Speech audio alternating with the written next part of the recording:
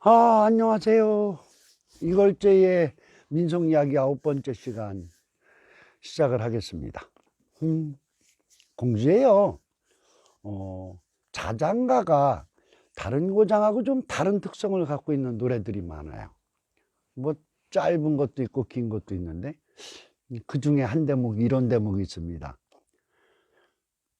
둥개둥개 우레기 둥둥 우레기 금자동아 욱자동아 우리 집안의 보배동아 새근새근 잠들어라 금을 준들 너를 사며 흔을 준들 너를 사랴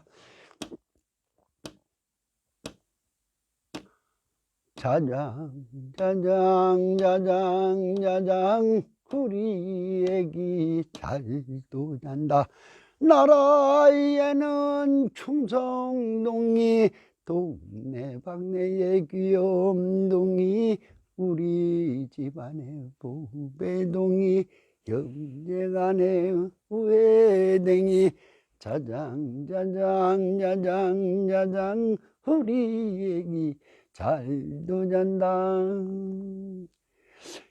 물론 할머니들이야 이렇게 목소리 높이고 하지 않았죠. 그냥 더 낮은 소리로 했는데, 이 노래를 왜 시작했느냐면 코로나19를 대처하는 것들, 사실 저희가 이 공간에서 강습이라고 할까요? 같이 연습하는 것도 있고 많이 하는데 전체가 다 서버렸죠. 그래서 그것 때문에 언제 시작해야 되나 하고 뉴스를 많이 보다가 그런 생각을 했어요. 대한민국 국민들, 사람들 진짜 훌륭하다.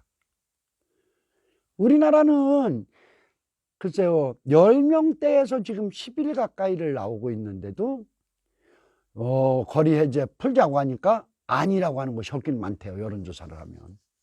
근데 외국은 어때요? 하루에 3만 명이 생기고 몇백 명이 죽는 나라에서도 배고파 못 살겠다고 이거 풀어달라고 대모를 한대요. 우리나라 사람들이 그 뉴스를 보면서 진짜 훌륭하다 그런 생각을 했어요. 사실 지난 시간에 이번 걸 예고를 할 때 그 농악 이야기를 시작하자고 하겠다고 했는데 농악 얘기를 뒤로 미뤘슈. 왜 그러냐면 우리 임장국 선생이 이걸 인터넷 방송으로 이렇게 가야 되는데요, 그걸 못하고 있어서 농악 얘기는 좀 중요한 얘기들이 많아서, 아니 제가 하고 싶은 이야기가 많아서 좀 인터넷 방송이 완전히 될 후에 했으면 좋겠고요. 오늘은 그저 그 재미로 들을 수 있는 동네벌에 관한 이야기를 하겠습니다. 동네벌. 이 말조차도 지금은 처음 듣는 분들이 많을 거예요. 근데 동네벌은 뭐라고 불렸냐면 동벌, 대동벌 이렇게 불리기도 했어요. 근데 동네벌이 가장 잘 썼던 말이죠. 동네가 벌을 주는 거예요. 상도 주고 벌도 주고 하는. 근데 이것을 제가 이렇게 굉장히 관심 있게 보게 된 동기는 뭐냐면 이런 겁니다. 옛날에는요, 마을의 젊은이들과 어린이들을 교육하는 것은요, 부모만이 아니었어요. 마을이었어요. 요즘은 뭐 마을 공동체 그런 말을 쓰는데 그때는 그냥 마을이었습니다. 마을 사람들이 젊은이 하나가 조금 잘못된 일을 하면 뭐라고 표현을 하느냐면 다른 아이들 교육상 문제가 있는 거예요. 배운다고. 그래서 내 자식이 그걸 배우면 안 되니까 그 아이를 내 자식이 잘못한 것처럼 진심을 가지고 바로 잡아줘야 된다. 이 마음이었어요. 그것이 여러 가지 분야를 하는데요. 우리 얼른 생각나는 거 있겠죠. 도둑질도 그렇고, 어른들 거짓말 시킨다, 어른들한테 말대꾸한다, 이런 것들이겠죠. 그런데 가장 잘못된 형태로 중요시하게 바로잡으려고 했던 것은 불효, 예의입니다. 인사치레. 이 예의, 이거 좀 재밌지 않아요? 벌을 주는 데 있어서 예의가 도둑질보다 앞섰다고요. 여러분들도 그 40, 50대 넘으신 분들은 어른들한테, 아버지, 어머니한테 들은 훈육 중에 진짜 많은 이야기를 들었을 거예요. 근데 그 중에 가장 많이 들은 빈도로 보면은 어른들에게 인사 잘해라가 꼭 있을 겁니다. 어른들에게 인사 잘해. 그게 그냥 한 소리가 아니고요. 마을 공동체가 그것이 부족하면 시끄러워졌기 때문이에요. 많이 시끄럽습니다.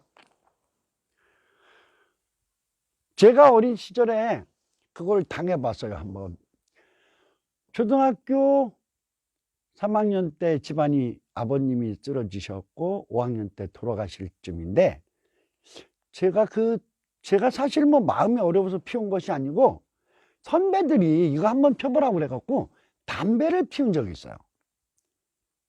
그런데 진짜 뭐 충청도 말로 재수 없이 내가 피울 때 하필 동네에 어른한테 들켰어요. 어떻게 했는지 아세요? 귀를 잡고 끌려갑니다. 근데 친구들은요 다 도망가 버렸어요. 나만 끌려가는 거예요. 그리고 저희 동네에 상거리라는 데가 있는데, 거기가 말하자면 동네 사람들이 제일 많이 모이는 데죠. 근데 그 가운데에 가면 느티나무 정자가 큰 놈이 있었고 그 밑에 돌이 있었어요. 뭐 어른들 앉아서 쉬고 하는 평평한 돌이 있었는데, 거기를 올라가서 어른들이 시키는 대로 소리를 지릅니다. 저희 아버지 이름을 먼저 해요. 저는요 이 동네 이강섭 셋째 아들인데요, 이걸째요, 오늘 담배 피다 어른들한테 들켰는데요, 앞으로는 절대 안 피겠습니다. 그 얘기를 큰 소리로 지르라는 거예요. 다행히 제가 소리 지를 때 몇 사람 없었어요. 주막거리에 몇 분만 있었는데 그분들은 웃고 있고요. 그 혼나고 내려왔어요. 근데 그것을 5번, 6번 이렇게 하는 게 아니고요. 어른들이 그만할 때까지 그 소리를 계속 하는 겁니다. 우리 아버님 함자를 먼저 말해야 되고, 그리고 담배 안 피겠다는 말이 마지막이에요. 그걸 당하고 나서 다시 담배 필 생각 하겠어요? 근데 저 담배 안 폈죠. 27살에 배웠지만. 근데 이렇게 되는 시작하는 이게 동네버릇 시작입니다. 이게 시작인데, 이렇게 시작하는 것들도 이제 크게 보면 전부 조리돌림이라고 그래서 망신을 주어서 잘못을 더 하지 않게 하는 풍습 중에 하나예요. 그런데 이게 단계적으로 나눠져 있고요. 벌을 주는 주체가 다 달랐어요. 불효하면 시끄러워집니다. 불효를 단계별로 좀 이건 좀 설정을 해가지고 조사 몇 개 마을을 조사한 것을 조절해서, 한 동네에서 이렇게 한 동네는 없고요. 그걸 조절해서 말씀을 드려볼게요. 제일 불효의 시작이 뭐예요? 아버님, 어머니, 부모님이 하시는 말씀에 말대꾸 하는 거예요. 말대꾸, 아버지 엄마한테 말대꾸 했다는 소문이 났다. 그러면은 제일 먼저 나서는 게 누구냐면 또래 친구들입니다. 친구들이 우리 또래 전체 망신시키지 말고 너 아버지한테 말대꾸 한다며 하면서 못하게 해요. 근데 그것이 어른들 입장에서는 성인이 되었을 때 누가 달라붙느냐면 계원들이 달라붙어요. 옛날 동네에는 뭐 연령에 따라서 동갑계가 따로 있고 무친계가 따로 있고 이렇게 해서 계가 참 종류별로 많았어요.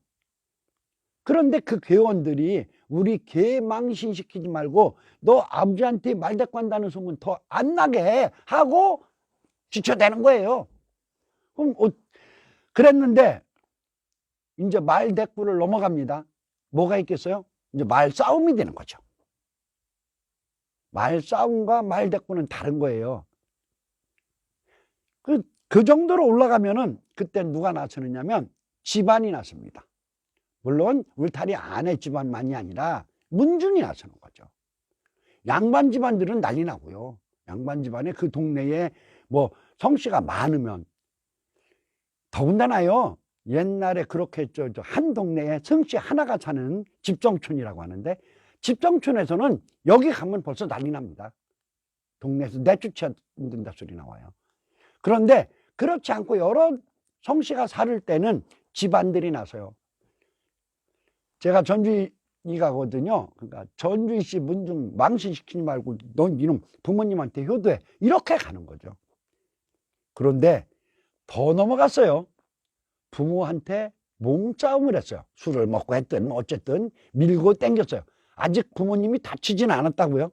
그럼 누가 나서느냐? 그때는 두레가 나섭니다. 이건 이제 마을 공동체로 가는 거예요.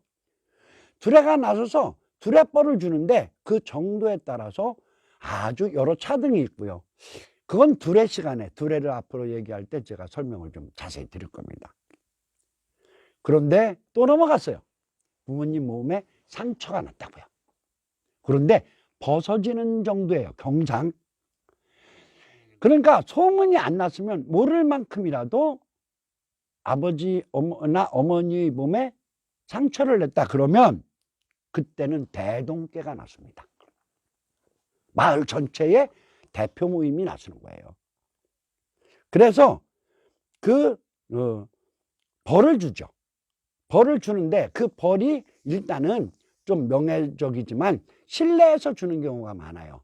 그러니까 대동계 개원들이 불러다 앉혀놓고 혼내키고 동네 해초리라고 그래서 이거는 동네 사람들이 전부가 패는 거야 하고 해초리를 뭐 대동계 임원들이나 유사들이 어른들이 뭐 3대나 4대나 정해서 때리는 거죠. 토막위에 올라가서. 30대 40대의 장년이 노인들에게 해초리 맞았다는 소문이 나면 어떻게 돼요? 살기 어려워져요, 그 동네에서. 그런데 더 심각한 사태가 있을 수 있는 게 인간사죠. 아버지 어머니가 어떻게 됐느냐면 몸이 다친 것이 중상을 입었을 정도 되면 그때는 이제는 야외로 끌어나온 해초리를 때립니다.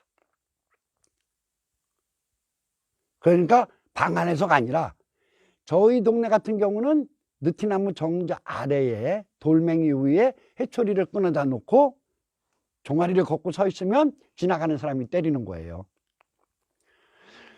그런데 거기서도 못 멈췄어요. 지금도 있지만, 지금도 아주 드물게는 있지만 뭐예요? 부모를 돌아가시게 했거나 살인이 일어났거나 아니면 중상이 거듭됐을 때는 동출합니다.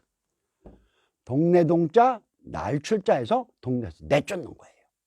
근데 내쫓는 것은 그냥 하는 것이 아니고 마을의 어른들이 협의가 된 것이 대동계에서 얘기가 정리되고 나면 그걸 가지고 이제 양반이 있는 동네와 없는 동네가 다른데 있는 동네는 반드시 양반에게 가서 결제를 맡아요.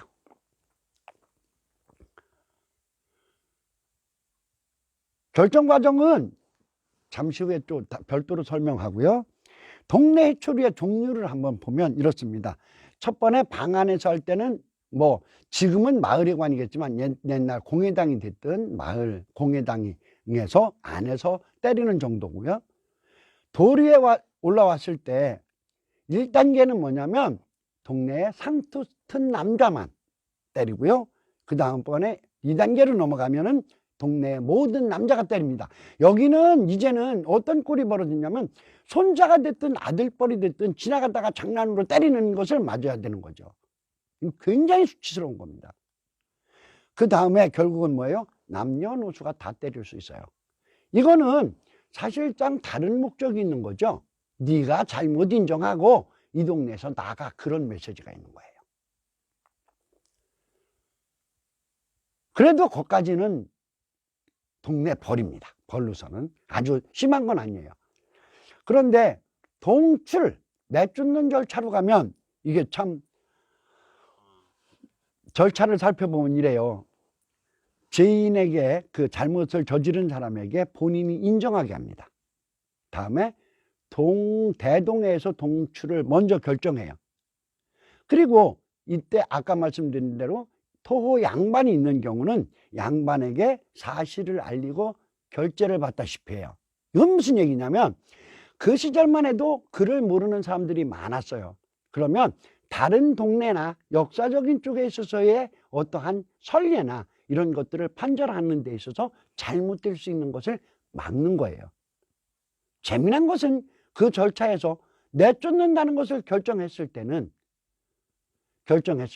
양반들이 내쫓는 행위에는 관여하지 않는다는 겁니다. 동네 사람들이 일이 돼요. 근데 양반이 그래도 한 번 더 혼내키고 데리고 살아봐 라는 권장이 나왔을 때는 다시 동네벌로 내려오는 거죠. 그런데 그 동네는 그런 양반이 없는 동네들이 있었어요. 옛날에 많았거든요. 그런 동네에서는 어떻게 하느냐, 그냥 동네에서 장정들이 풍장치고 그 집에 쫓아가 갖고 풍장치고 요란을 떨어요.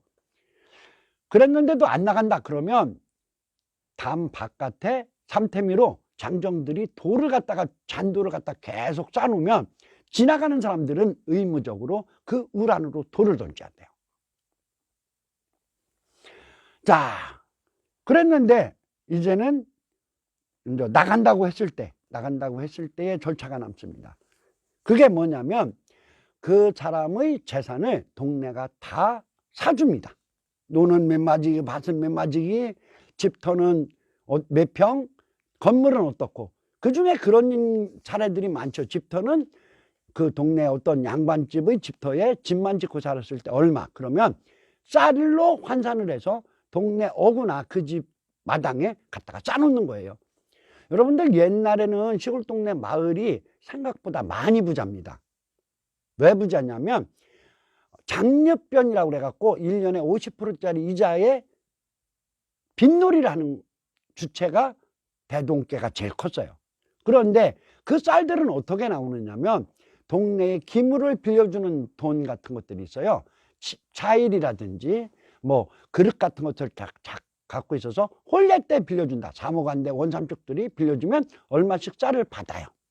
그것들이 모여진 것이 계속되어 오기 때문에 동네가 부자입니다. 그럼 그걸 갖다 쌓아놓고 그놈을 싣고 나가게 하는 겁니다. 그런데 동네벌에 있어서 가장 중요한 한 가지를 꼽으라고 하면 반전이 있습니다. 그게 뭐냐면 완전한 용서입니다. 벌을 받은 사람은요, 완전한 용서예요. 예를 들어서 부모한테 아버지 멱살을 잘못 잡았다가 동네벌을 당했어요. 동네 초리를 맞았어. 근데 그 친구하고 둘이 싸우면서 술 먹고 싸우면서 너는 이놈아 아무 때 너희 아버지 멱살 잡은 놈이잖아 하는 말을 입에 올리면 안 되는 겁니다. 어느 정도 안 되느냐? 역동벌을 받습니다. 역동벌. 뭐냐면 이미 용서한 것을 네가 거들어냈다. 그래서 싸우는 소리를 타동 사람들이 듣고 알게 된다면 우리 동네 체면을 네가 깎은 거야. 그래서 물론 동벌보다는 약하지만 어른들에게 받는 대개 어느 정도냐면 최고 심한 경우에 마을 회관에 불려가서 안에서 회초리 맞는 정도의 역동벌이 지어집니다. 그러니까 벌을 한번 받으면 진짜로 용서하는 거예요. 그리고 같이 사는 겁니다. 이런 경우에 동네벌에서 여러분들이 제일 많이 쉽게 떠올릴 수 있는 것이 바람 피운 여인들에게 했던 조리돌림이죠. 근데 이것도 조사를 해보면 굉장히 냉정한 판정을 합니다. 바람을 피운 주체가 여자일 때 혼자 사는 분, 미망인, 시골 말로 과댁, 이런 사람들이 피운 것에 대해서는 절대 동벌이 관여하지 않습니다. 그러니까 절개를 지켜야 되고 하는 수준은 양반 집안에서 그 집안 일이지 동네가 나설 일이 아닌 거예요. 그리고 혼자 사는 사람들에 대해서는 그렇게 야멸차게 해서 혼자 사는 서러움에 더 어려움을 주지 않아요. 근데 문제는 이제 유부남과 유부녀일 경우입니다. 유부남이 총각하고 그런 일이 있더라도요. 그런 때는 처음에 하는 것이 뭐냐면 그 바람을 피운 남편에게 그 사실을 공지합니다. 그리고 물어요. 소박을 놓을 것이냐, 이혼을 할 것이냐, 아니면 같이 살 거냐. 그래서 자식을 보고 소박을 놓는다고 하면 간단합니다. 그건 아무 일도 안 합니다. 동네에서. 나가면 그 동네의 나쁜 풍습이 남지는 않을 테니까. 그런데 어떻게 해요? 자식도 있고 해서 내가 이번에 혼내키고 다 살아야겠습니다. 나 그 여자하고 못 헤어집니다 하면 조리돌림을 하는 거예요. 저는 이거 한번 봤어요.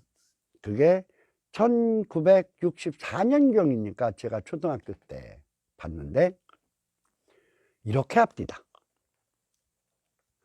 뒤에 북을 매답니다. 북을 어깨로 끈을 대서 멜빵 하듯이 해서 허리까지 묶어서 북이 단단하게 고정되도록 묶어요. 그리고 목살이를 하고요. 목에다가 소의 콧뚜레를 갖다가 끼웁니다. 그리고 한 사람이 그걸 사람만 못한 짓 했다고 해서 소 모는 소리로 여자를 동네를 데리고 마을 골목을 한 바퀴를 돌아요. 그러면 장정 하나가 소리를 지릅니다. 북을 뻥뻥 치면서 바람 피웠다고 욕을 섞어서 하는 말을 그냥 계속 반복하고 도는 거예요. 그게 조리돌림입니다. 그런데 이 집안에서 있었던 일이 아닌 일로 역조리를 당한 며느리가 있다는 이야기를 어른들에게 들었어요. 그건 저희 동네가 이 일이 아니고 의당면에 같은 면내에 청룡리라는 동네, 돌모루라는 동네에서 있었는데 시어머니가 바람을 피우고 조리돌림을 당하고 완벽히 용서를 받고 그 동네에서 삽니다. 그러면 그거는 친구들도 그것을 험담을 못하는 거죠. 그렇게 사는데 며느리가 그 얘기를 들은 거예요. 누구한테. 그래갖고 시집살이를 하도 시키니까 시어머니한테 대들면서 그 말을 한 거예요. 이런 일도 있었다면 나를 왜 이렇게 잡느냐 하는 식으로 했겠죠. 그랬는데 그것이 어떻게까지 갔느냐면 첫째, 동네벌에 관련된 금기사항을 건드린 것도 잘못이요. 그 역동벌을 받아야 되는데 또 하나 더 중요한 것은 뭐냐면 그 어머니에게 불효를 한 것이 더해진 겁니다. 그래서 어떻게 돼요? 그 며느리가 이제 이 여자는 불효한 여자입니다라는 소리를 들어가면서 동네를 조리돌림을 역으로 당했다는 증언을 제가 분명히 들었어요. 동네벌에 폐해를 말하는 사람들이 그랬거든요. 이것이야말로 인권의 심각한 모독 아니냐. 그런데요, 조선주에 보졸들이 적고 경찰력이죠. 사법력이 적은 세상에서 자기들끼리의 그 자치라는 것으로 마을의 안녕과 질서를 유지해 갖고 오는 동안에 이것이 없었다면 어떤 형태가 되었을까요? 동네벌에 관련된 조사를 하면서 사실 여러분들에게 재미난 사례, 우물에 황토가 풀린다, 이런 이야기들, 이렇게 말씀드리고 싶은 것도 많은데, 사실 그런 것보다 제가 이것을 조사하면서는 참으로 슬기로웠다 라는 생각이 들었어요. 작은 물건을 처음 훔쳤을 때 아이들에게 그렇게 하면 안 된다는 것을 잔소리로 얘기하는 것보다는 확실한 벌로 줄 수 있었던 사람들. 이건 어떤 형태로 가는 거냐면 조선조에 공주의 관찰자가 있는 고장인데 관찰자의 고장에 감옥이 6칸짜리 사방예자라고 하죠. 그러니까 6m짜리의 감옥이 6칸으로 충청남도의 죄수들을 갖다 놓고 살았을 뿐이다. 그거밖에 안 됐는데 지금 교도소 한 군데 얼마나 커요? 그런데 더군다나 어떤 죄가 있냐면 그 6칸밖에 안 되는 감옥에 죄수가 꽉 차가지고 발을 뻗을 곳이 없으면 그 관찰자가 네가 통치를 잘못해서 이런 꼴이 벌어졌다고 좌천이나 징계를 할 수 있는 권한이 되었다는 것이 조선이라는 나라입니다. 그것이 가능하게 했던 것, 그것은 마을 사람들이 서로가 잘못되는 것을 경계하고 경계하면서 그리고 살아왔던 이유 때문이 아닌가 합니다. 동네벌에 관련된 그 체록이 굉장히 어렵습니다. 동네에 부끄러운 얘기가 나간다고 어른들이 안 하거든요. 우리 그런 거 없다고 하고.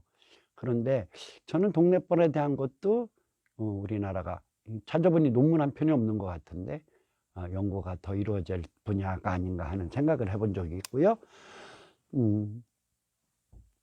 인권이라는 측면에서 거꾸로 말하면 마을 사람 전체의 인권을 일정한 수준으로 유지하기 위해서 반드시 필요했던 우리 문화의 굉장히 중요한, 더불어 사는 공동체로서 문화의 중요한 문화가 동네벌이었다.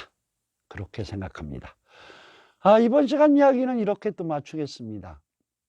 제발 바라건대 5월 6일 이후에는 저희 같은 사람들이 일반적인 예술 활동을 마음대로 할 수 있도록 우리나라의 코로나가 빨리 종식되기를 바라고요.